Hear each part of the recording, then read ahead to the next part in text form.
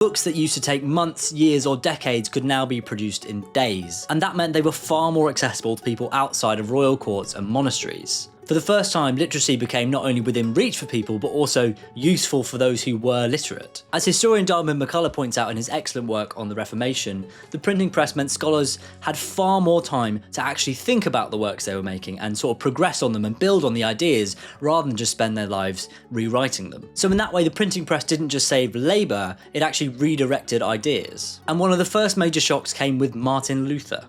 You might have heard of him. In 1519, he nailed his 95 theses to a church door, allegedly, but thanks to the printing press, it wasn't just a local complaint. It was printed, copied, and spread across Europe like a wildfire, and then you have the Reformation. But it wasn't just a religious reformation helped along by the printing press, it was also a scientific one, because scientists could suddenly start exchanging information far more freely. Copernicus, Galileo, and Kepler, these minds didn't have to work in isolation anymore, they could build off each other's discoveries, powered by printed texts. Political thinkers suddenly had a massive new platform as well, and ideas about human rights and democracy would weave their way into books and pamphlets, which would go on to empower the revolutionaries in places like France and America.